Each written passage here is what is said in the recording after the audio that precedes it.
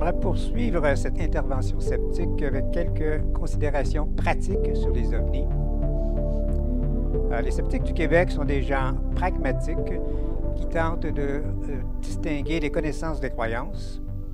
Pour eux, une connaissance se fonde sur des preuves concrètes d'un phénomène. Elle se vérifie expérimentalement et elle est généralement reproductible. Une connaissance a un effet mesurable dans la vie de tous les jours. Le système de localisation GPS, par exemple, s'appuie sur 3 domaines de la physique de pointe. La physique quantique, pour des horloges très précises, la relativité pour la mesure de dilatation et de ralentissement du temps, et la radioastronomie pour les repères à toute fin fixe que procurent les quasars.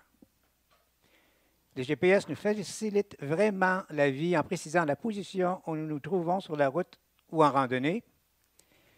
Ils vérifient constamment les 3 domaines de la physique mentionnés. Par ailleurs, une croyance n'a pas de fondement tangible dans la réalité. Elle s'appuie sur des témoignages qui ne peuvent être vérifiés. Elle découle souvent d'interprétations fautives et de perceptions naturellement subjectives. Elle n'a pas d'effet concret dans la vie de tous les jours. Elle peut toutefois avoir une influence marquante sur l'état psychologique des personnes. Étant donné qu'aucune preuve tangible ne vient étayer la visite d'engins extraterrestres, les sceptiques ont rangé dans le domaine des croyances les interprétations extraterrestres et paranormales des objets volants non identifiés. Puisque le thème du congrès porte sur un cheminement de l'expérience à la science, notons que les observations d'OVNI elles-mêmes rapportent des données physiques. Toutefois, elles sont souvent non cohérentes avec les lois physiques que nous connaissons. Par exemple, si un ovni initialement immobile se met en mouvement et se déplace d'1 kilomètre en 1 seconde avant de disparaître de la vue, tel que parfois rapporté, ses occupants subissent une accélération de 200 G, ce qui implique qu'ils sont poussés par une force équivalente à 200 fois leur poids. Or, le corps humain tolère difficilement plus de 5 G sans perdre connaissance. Des pilotes de chasse bien entraînés peuvent brièvement supporter 9 G et nous voyons tous à 50 G, ou bien avant, écrasés par une telle accélération. En comparaison à l'accélération confortable pour nous de 1 G, si nous sommes initialement immobiles, nous couvrirons 1 km en un peu plus de 14 secondes. Bien plus qu'une seule seconde. Pour pouvoir supporter des dizaines, voire des centaines de G d'accélération, les extraterrestres qui conduisent ces engins ne peuvent être faits de chair et d'organes flasques comme nous. De plus, la matière dont serait fait le vaisseau serait aussi vraiment étrange puisqu'elle fendrait l'air à plus de 2000 mètres secondes, qui est la vitesse finale de 0 à 1 km en 1 seconde, alors qu'on n'entend même pas le bang supersonique qui normalement se produit pour un avion à une vitesse dans l'air de 340 mètres secondes. Autre exemple. La seule façon que nous connaissons pour nous déplacer rapidement dans l'espace vide est de projeter violemment une grande masse de gaz dans la direction opposée au mouvement choisi. C'est ce que les fusées font quand elles quittent la Terre, assez lentement puisqu'on tente de ne pas dépasser 3 G d'accélération, 3 fois le poids normal, pour ne pas trop incommoder les astronautes à bord. Les lois physiques que nous connaissons et qui s'appliquent dans tout l'univers ne permettent pas d'autres moyens de propulsion rapide dans le vide de l'espace. Ces déplacements exigent énormément de masse à amener à bord et à projeter à grande vitesse vers l'arrière.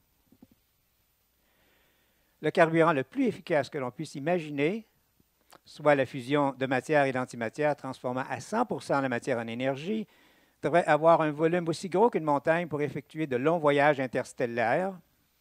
Les vaisseaux spatiaux extraterrestres prétendument observés sont beaucoup plus petits. D'ailleurs, on ne voit ni ne ressent la masse énorme qui devrait être projetée à l'arrière des ovnis. Bref, si on en croit certaines observations typiques des déplacements d'ovnis, les extraterrestres ne sont pas faits d'organes flasques comme les nôtres. Pour pouvoir supporter les énormes accélérations observées, ils devraient être faits en plastique, en roc ou en métal. Notons aussi que les humains prétendument enlevés ne pourraient subir de telles accélérations dans ces vaisseaux. Les vaisseaux eux-mêmes ne peuvent être faits de matière normale que nous connaissons et ne produisent pas de bangs supersoniques en fendant l'air à grande vitesse, par exemple. Le système de propulsion des extraterrestres est tellement avancé que nous ne pouvons même pas l'imaginer, car il est hors des lois physiques connues de l'univers. Il ne peut s'agir de matière expulsée violemment vers l'arrière pour propulser le vaisseau vers l'avant, seule méthode aujourd'hui connue dans le vide de l'espace. Ces extraterrestres posséderaient une technologie tellement avancée sur la nôtre qu'ils peuvent facilement se cacher de nous et utiliser, par exemple, des microcaméras presque invisibles pour nous observer. Si aujourd'hui on les voit, c'est parce qu'ils veulent qu'on les voie. Si vraiment ils veulent qu'on les voie, pourquoi ne viennent-ils pas nous serrer la main et nous aider à résoudre les graves problèmes de notre planète? Si on en croit les milliers d'observations d'OVNI au cours des 70 dernières années, les extraterrestres nous nargueraient, sans raison valable, semble-t-il, car les prouesses technologiques qu'on leur attribue les mettent complètement hors de notre portée. Ils n'ont absolument rien à craindre de nous. Même si les OVNI ne sont pas des vaisseaux extraterrestres, rien n'empêche les ufologues d'analyser les nombreux témoignages de leurs apparitions. Cela donne lieu à d'intéressantes études physiques, psychologiques, sociologiques. Nous en prendrons sans doute plus sur l'atmosphère, l'astronomie et les humains que sur d'hypothétiques entités extraterrestres. N'oublions pas que nous sommes tous sujets à des biais de perception et de sélection. Nous pouvons aussi être facilement trompés par des illusions visuelles, auditives et cognitives. Notre mémoire construit une histoire cohérente avec ce que nous avons cru avoir aperçu. Nous estimons qu'il revient aux ufologues sérieux d'enquêter sur les cas d'apparition d'OVNI, de présumés contacts avec des extraterrestres et de récits d'enlèvement par des extraterrestres. Nous comptons sur eux pour vérifier la solidité des témoignages, la cohérence des faits rapportés et l'analyse des causes physiques possibles. Peut-être qu'un jour, ces efforts concertés indiqueront des pistes intéressantes que les scientifiques de toute discipline pourront alors creuser pour enfin élucider l'énigme des OVNI. Merci de votre attention.